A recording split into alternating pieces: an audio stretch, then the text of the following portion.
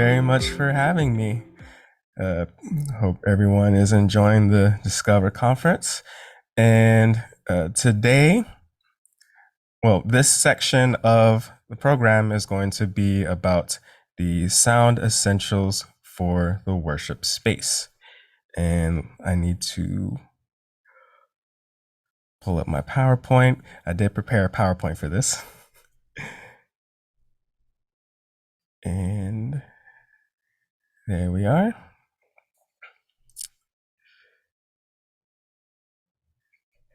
Okay, can everyone see this all right?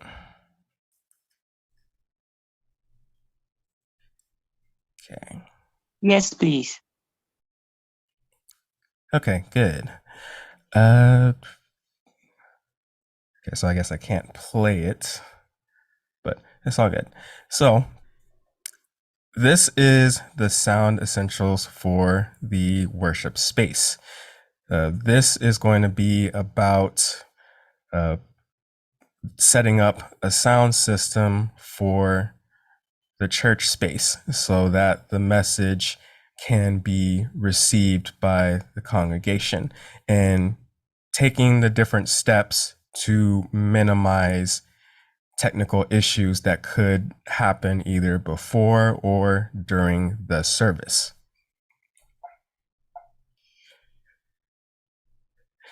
Uh, so I'm going to break this down into four main sections. The first section is going to be stage setup and speaker placement. So this is going to cover the different speaker types as well as how to properly set up the stage to minimize feedback issues. We're going to cover the different types of microphones that will be used on the stage. And those two will be more technology based. And then we're going to cover the importance of a sound check. Yes, sound check is very important. And the last thing we will cover is the relationship between the pastor and the sound engineer. These last 2 points will be more geared towards communication and learning to work as a team, which was part of the theme of Dr. Choi's segment. We're going to cover that again in my segment. So first is stage setup and speaker placement. So when you are setting up a stage, when you're setting up the sound system for a church, there are some speaker types that need to be known. The first type is going to be your main speakers, also known as front of house speakers or abbreviated as FOH. These kind of speakers are what the main sound are going to come through. So all the voices, from singing voices, all the instruments, if a choir in the background is being mic'd up, they will come through the main speakers. And these will usually be some type of bigger 15-inch speakers. I'll have some pictures of what this will look like a little bit later. But the main speakers will usually be some kind of 15-inch speakers. They'll be loud enough to project sound to the back of the church. And some notable brands for big speakers are Yamaha, Electro Voice, Mackie, JBL, and QSC. So if you happen to be an engineer in this and you're looking to build a sound system, definitely take a look at those brands. The next type of speaker you will need is a subwoofer or a pair of subwoofers. Now, these will usually be 15 to 18-inch speakers that are meant to reproduce all of the low frequencies. So everything from a kick drum to a bass to maybe the lower register of someone's voice. And it's good to have a subwoofer so that the main speakers don't have to do as much work in terms of the frequency response, and so that um, the speakers don't sound very harsh and hurt the people's ears when they're listening to the service. So it provides an even balance of frequencies throughout the church. The next type of speaker, or the last one, would be your floor monitors. So these will be the speakers that are not facing the congregation. Instead, they will be facing the opposite direction and actually they'll be facing towards the people on the stage. The floor monitors are for uh, people on stage to be able to hear themselves, because if they can't hear themselves, then they will not be able to perform as well. They won't be able to sing or play as well, or pastor will not be able to present the message as well if they're not able to actually hear what it is that they are saying. Now, that said, if there happens to be a wireless in-ear system being used, so what that means is there's a system that you can use where you have a little earpiece that's in your ear, and you hear yourself that way uh, instead of using speakers on the floor that are pointed at you. In that case, you can either have the stage monitors up there, but at a much lower volume, which will in turn reduce feedback issues on stage, or you can just completely skip the stage monitor process and just not have those speakers at all. And that will lead to a cleaner looking stage and less things to worry about. So wrong side. So from the speakers, we'll talk about how to set that up on the stage. So generally, the mains and the subwoofer should be in front of the stage.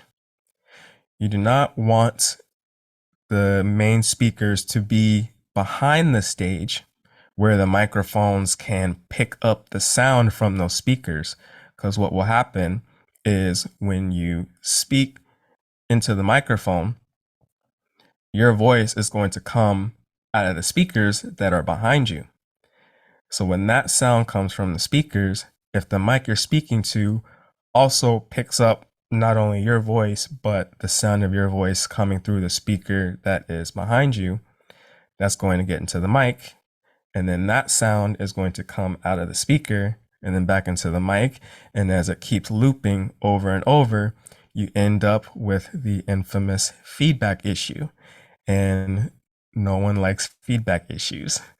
So one of the best ways to prevent that from happening is to place the speakers in front of the stage so that the microphone does not pick up any sounds coming from those speakers.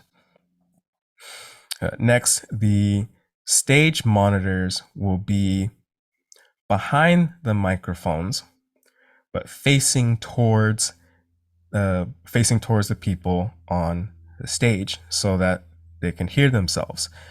And I'll show a picture of what that looks like a little bit later. And the last thing is the microphones, if they are wired. We're going to cover that a little bit later, wired versus wireless microphones. But assuming the microphones are wired and there are DI boxes, these little box devices that are used to connect stuff like keyboards and guitars and bass guitars to the mixer. Those will connect to what is called a stage snake. And the stage snake goes to the mixer. And what a snake is a really big and a really long collection of multiple cables. They can be from 8 cables all the way up to, I think I've seen 50 as the most. But the snake is one long cable of the grouped cables that go to the mixer. And then at the end of the cable, the part that's on the stage is this box. And the box will have the XLR connections, the microphone cable connections that correspond with the inputs to go into the mixer. So when you look at this box and you see an input that's labeled 1, if you plug the main microphone out of the microphone into channel 1 on the stage snake on the stage, then that means that's going to channel 1 on the mixer that's in the back. Channel 2 will correspond with channel 2, and so on. So that generally is how a stage is set up. And this is the signal flow for the stage.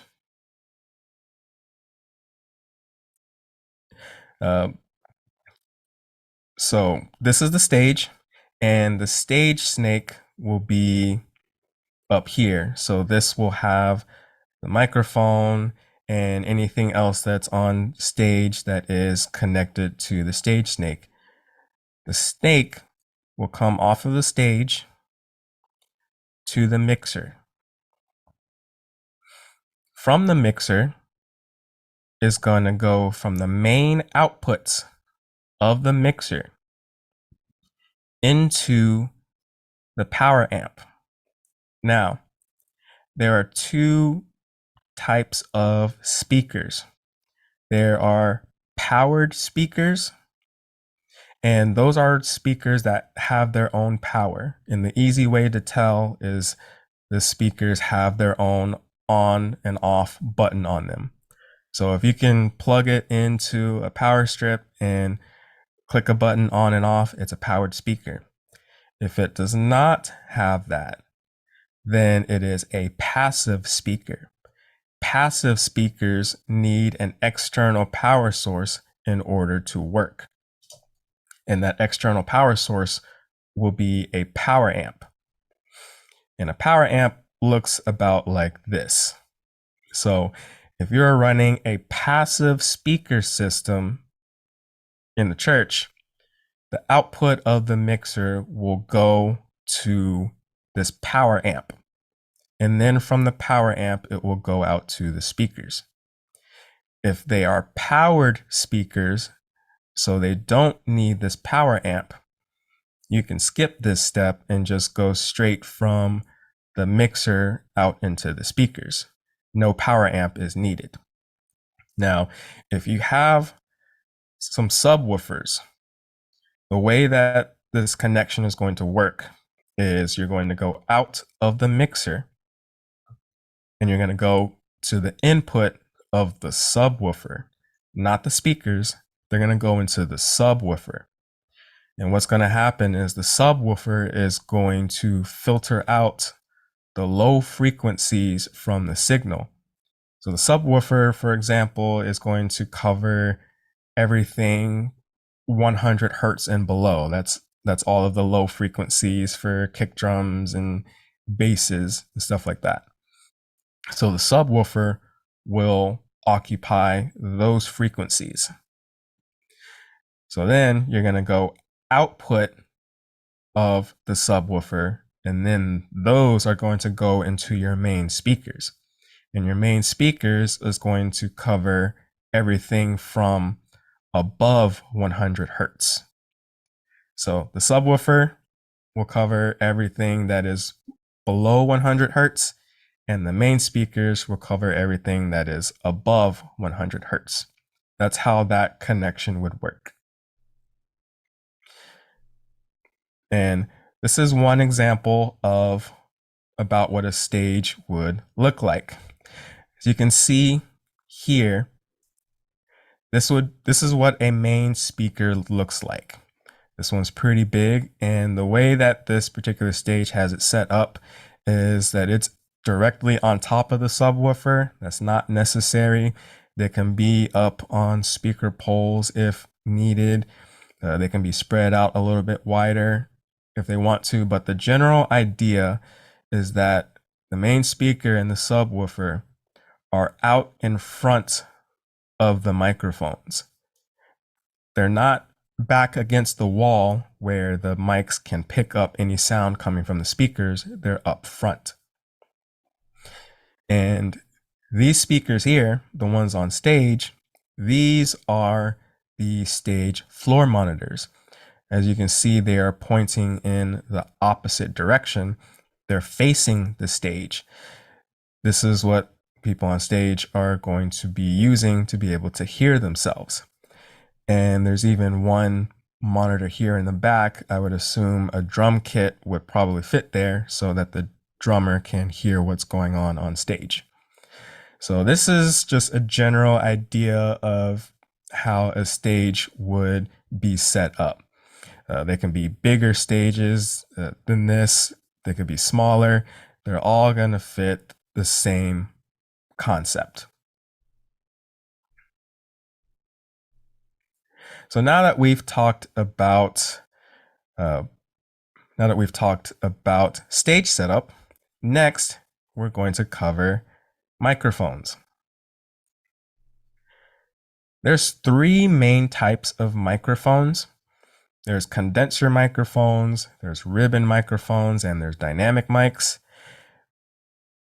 You don't really need to worry about condenser or ribbon mics. The most preferred type of microphone is a dynamic microphone. And pictured to the right is one of the most famous stage mics that you will come across. It is the Shure SM58, and it's one of the most iconic microphones. You've probably seen or used one at some point. So next, wired versus wireless. That mic that I just showed, the Shure SM58, that was the wired version of that microphone. Shure offers a wireless version of that same microphone. So we'll briefly cover the pros and cons of wired versus wireless. Wired mics just simply means that the microphone needs a microphone cable in order to receive a signal, whereas a wireless microphone does not need cables. Instead, it uses a box that is a transmitter in order to get a signal. With wired microphones, if there's a lot of microphones on the stage, it could lead to a trip hazard on stage. A musician or a pastor could trip on stage if the cables are not set up properly or if they're not taped onto the floor. So that potentially could be an issue, whereas wireless microphones, because there's no cables on stage, they don't cause a hazard for anyone who is up there. So it's safer, technically. Wired microphones is going to be much cheaper than a wireless microphone system. Wireless mics, especially from the Shure brand, depending on what you're looking at, can range anywhere from $300 to, I think the most I've seen is $1,000. Whereas with a wired mic, just getting an SM58 and a cable alone is going to be about $130. So from a financial standpoint, wired microphones are much cheaper. And from my personal experience, I believe that wired mics are more reliable because they're using a cable and they're always connected. I find that just gives a more secure connection during the service. Whereas with a wireless microphone, there's an added responsibility to need to make sure that the microphone is charged before the service. If the microphone happens to be old and maybe it doesn't hold its battery life as long, if you start seeing the microphone blink red and then the battery goes out, or maybe someone forgot to charge it and then the mic goes out during the middle of the service, that's not a great feeling. So me personally, I just believe that wired mics are the safer option in terms of reliability and just knowing that they will work and they won't fail on you during the service. So when you're working with a stage microphone, they're normally going to come in one of two main polar patterns. They're going to be cardioid, which is pictured on the left. Cardioid means that the polar pattern of the microphone, the pickup pattern, is going to be straight ahead. So it's going to be, excuse me. So it's going to be picking up sound in the front, or the 3D model is going to only pick up sound in the front, maybe a little bit from the sides, but it's going to completely reject sounds from behind the microphone. This is why you're able to put a stage monitor behind the microphone and have it pointed towards the person on stage, because the way that they're holding the microphone, the null point of that polar pattern, the part of the polar pattern that's not picking up sound, is facing that speaker.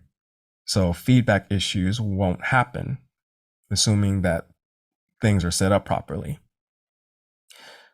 The other common polar pattern that you will find with stage microphones is some type of hypercardioid or supercardioid polar pattern.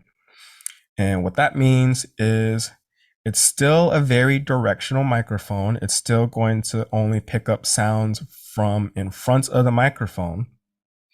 It's going to reject more sounds from the side, and it will have a little bit of pickup sensitivity from behind the grill, but from my experience, it's not that much. So that's not really something to worry about too much.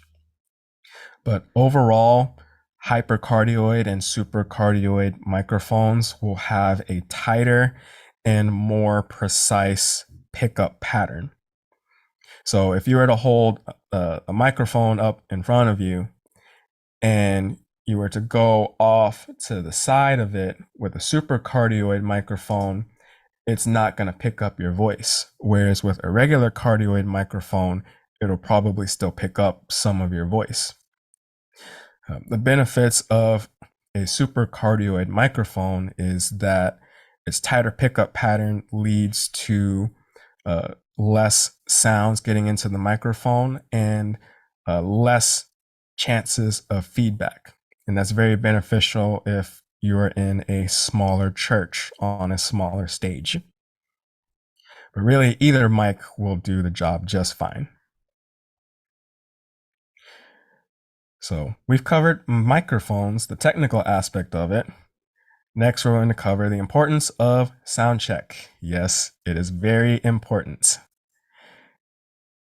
Everyone should show up for sound check, in my opinion, at least 1 to 2 hours before the service. Because if there's one thing I've learned running live sound is to always expect the unexpected. You never know what is going to happen. You could have everything set up perfectly from the previous church service and you think no one has touched it. So then you come back and show up to the service 10 minutes beforehand and think everything's going to be fine. And then you turn it on and there's a loud ringing or loud feedback happening and you don't know where it's coming from. Or you find out a speaker went out. Those are not things that you want to try to deal with 10 minutes before the service. You want to give yourself some time to make sure you work out the kinks and fix the issues before everyone arrives. So that's why I say give at least 1 or 2 hours before service. Oh, wrong one. Be sure to communicate with the sound engineer. This is where that teamwork aspect starts to come in, and uh, communicating with each other to get the best sound. If you can't hear yourself on the stage monitors that's in front of you, don't be afraid to ask the engineer if the engineer can raise your voice in the monitor, or if you need something else lowered because it's too loud. Don't be afraid to communicate that with the sound engineer. And also, if the sound engineer sees you doing something that needs to be changed in order to achieve the best sound results possible, listen to the sound engineer. Because the sound engineer technically should know the sound best and know how to get the best sound possible. So it is important to listen to the sound guy. But also don't be afraid to ask the sound guy to do certain things for you, because that is the job of the sound engineer. So this section, I like to call this stage etiquette.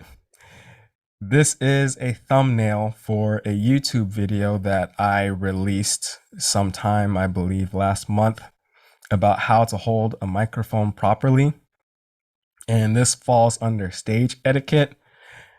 When you're holding the microphone, do not cup the microphone. Do not touch the grill, because what will happen is you will change the polar pattern of that microphone into an omnipolar pattern. And omni means the microphone is going to cover, it's going to pick up everything around the mic instead of being directional like the other two patterns we talked about earlier. So do not hold the microphone like this. Only hold the mic from just the handle. That's how the microphone is designed to be.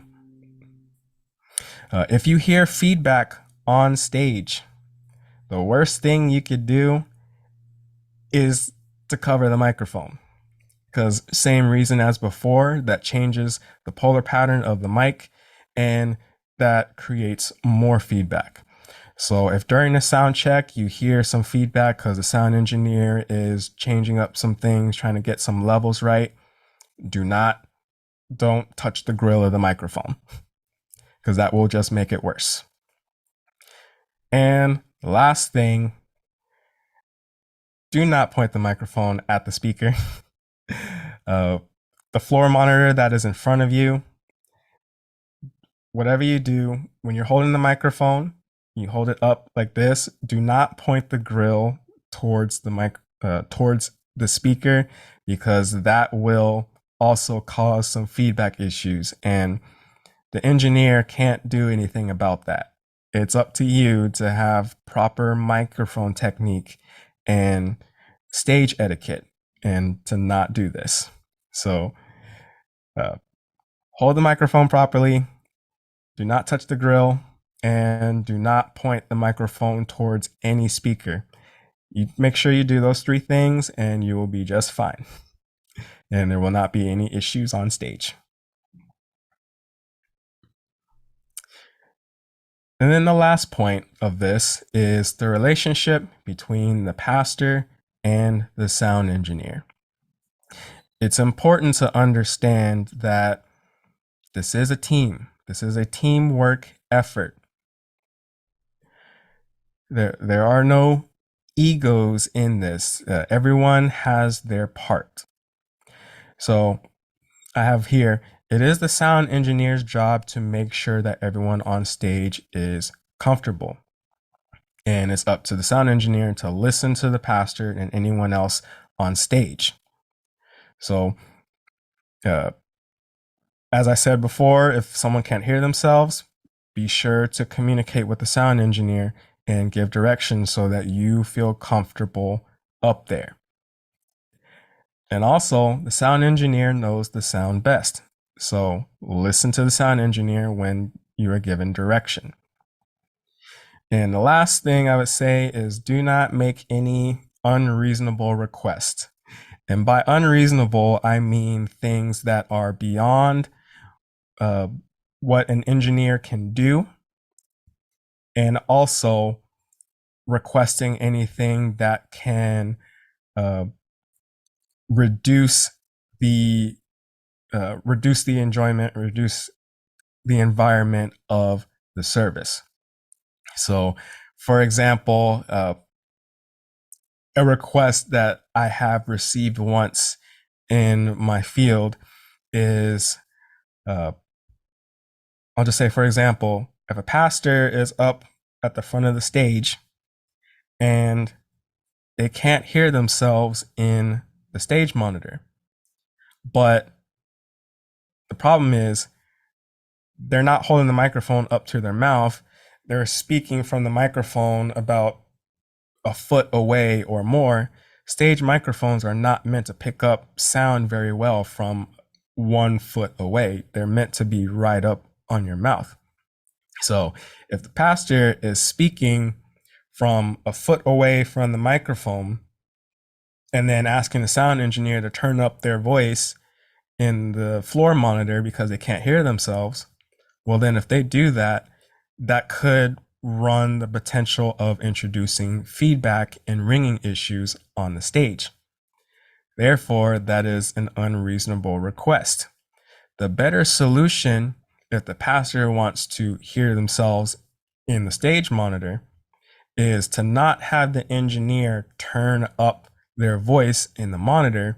Instead, get closer to the microphone, because there is a thing called proximity effect. The closer you are to a sound source with a directional microphone, the more bass response you get out of that source. And also, the closer you are to the microphone, the louder you are. So, in that particular situation, the better solution is not turn up the voice and risk feedback issues. It's just get closer to the microphone and exercise proper microphone technique. And yes, I have experienced that before. So that's just one example of many things that could happen. But the main point is don't make any kind of unreasonable requests in anything that is crazy that could take away from the experience in the service. And just as a final point, as a final reminder, remember, this is a team effort. There are no egos in this. Everyone is working together. Everyone's working together. Everyone has their part in making sure that the service is an enjoyable experience for everyone. Because we want everyone to enjoy the experience. We want everyone to hear the word and hear the Lord's word, hear the pastor's message. And it's up to us as a team to make sure that we get to that point. So that's it for me. That's it for my presentation. Because at this point, I'd like to open it up to the floor for Q&A if anyone has any questions.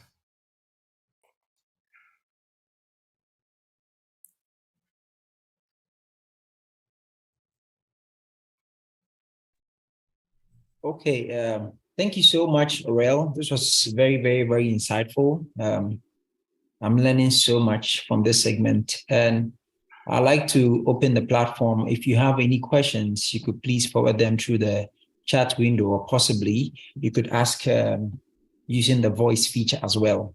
Thank you.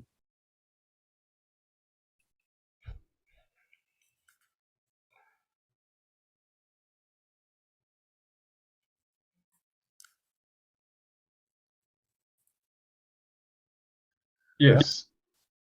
Can I go ahead, please? Yes, please go ahead, Mr. Derek. Okay, thank you very much, Mr. Baker, for the wonderful presentation. I mean, some of the scenarios that you cited are very things that I'm not a sound engineer, but sometimes I see some of them. You can hear a pastor say maybe increase my microphone sound and those kind of things, and a whole lot of stuff. Like it's very challenging and all of those things, bringing feedback and stuff. So my question is that these days I have been seeing like churches making soundproof, like within the church. I don't really know much about that, but they put those kind of some cushion stuff in the walls of the church just to absorb, is it feedback or something like that? I mean, if you have any idea, can you share something about it? And is there any way that all churches can afford, can have any quality that they can like they can go in for, as far as that is concerned? And is it very much important, in the church or something like that? Thank you. Yes. So a lot of churches, they will do what is called soundproofing. These panels that you are seeing is meant to help absorb the sound and also stop reflections from happening.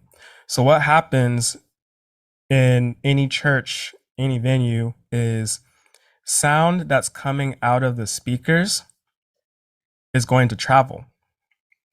And it's going to travel everywhere. So if the sound travels out of the speaker and it hits a bare wall with no treatment, no cushion, no absorption on it, that sound is going to bounce off of the wall. So it's going to bounce and then kind of like disperse off into different directions. And then the sound as it comes off of the wall, if it hits another wall that is a bare wall, then it's going to bounce off of that. And it's just going to continue to bounce off of the walls and could eventually end up getting into the microphone with as much sound that keeps bouncing off of the different surfaces that don't have any kind of treatment or absorption on them. So yes, it is also very important, if you can, to get some sound treatment in the church, because that will allow the system to get louder without creating any kind of what I like to call a swelling issue. It's kind of like that feeling where all the audio is just kind of swelling around your head. And that's because that's really what's happening. All the sound is bouncing off of the different bare walls, and it's not the greatest sound. So yes, that's what the sound treatment does. And if it is possible, I would recommend the church get some. Actually, if you look behind me right now, I'm in my home studio. I have sound treatment on my walls for that very reason. Thank you very much, Aurel. That was very insightful. So we have Emanuela who wants to put forward a question to you. Emanuela, please go ahead. Thank you so much, Aurel Baker, for the wonderful presentation. I want to ask as a follow-up question to the first question that was asked. So what would be your advice for the proper sound treatment that churches can make use of and the proper acoustics? Because here in Africa, most churches, their floors are tiled and then they use pews and the walls are empty. And most times the sound is not usually good. So what would be your advice? And then the second question, what also would you advise to be the position of the sound room? Should it be in front of the church or at the back? Because you mentioned the fact that there should be a constant communication with the person on stage and the sound engineer. So what would you advise? Should it be the sound room be in front of the church, by the side, or at the back? Thank you. Yeah, thank you for your question. So the answer to the first question, there are some companies out there. I don't remember the names of them off the top of my head, but there are some companies that specifically design acoustic panels kind of like the ones that are behind me, but on a much bigger scale that are meant for bigger spaces like churches. So I would recommend taking a look and doing a search and thinking of those. I believe one company, I'll just name the company that I have. It's Psy Acoustics, like PSY Acoustics. So that's a good starting point to look at for some acoustic panels to put on the walls. And then the answer to your second question, sound engineer or the soundboard, the mixer should be in the back of the church. And then the stage should be at the front of the church. And the reason for that is it's always best for the engineer to be able to fully hear what is going on the stage. And they can do that best from the back of the church where the speakers are projecting the sound out to the engineer in that back position. If the engineer is off to the side of the stage or right next to the stage, they're not out there. They can't fully hear or fully understand what is going on during the service. And if there's any adjustments that might need to be made during the service, it's much harder for the engineer to hear that if the speakers that they would need to hear in order to make those adjustments are not even facing the engineer. They're facing the congregation instead of the engineer who's off to the side. So 100% recommend sound engineer should always be in the back. My church, the way that it's set up is it's a bigger church, but the stage is up front. And when you walk into the church, if you look to your right in the very back, up against the back wall, you can see the giant soundboard. So that's what I'm used to seeing, and it's always worked. It's always given great results. So definitely recommend sound engineer in the back, stage in front. Okay, thank you very much, Aurel. So we'll take our last question from Tomasia. Please go ahead, Tomasia. Hi, thank you so much, Aurel, for your presentation again, and thank you for the opportunity. You mentioned that stage monitors are not necessarily needed if you have like the whole wireless in-ear system and everything. What if you don't have any of them? Like, how would you be able to hear yourself while you're still on the stage, like when you're ministering or something? You can't. That's the simple answer. You need one or the other or both. If you want to be able to hear yourself, you will need to, or the church will need to invest in some type of monitoring system. Unless you got some really good pitch awareness without being able to hear yourself that we don't know about, you're going to need some kind of stage monitor so you can hear yourself, or the in-ears. There's really no other way around it. Okay, thank you so much, Aurel. This session was really, really insightful. Thank you also, participants, for your questions. It also provided very good insights. Thank you. Thank you very much for having me. Thank you.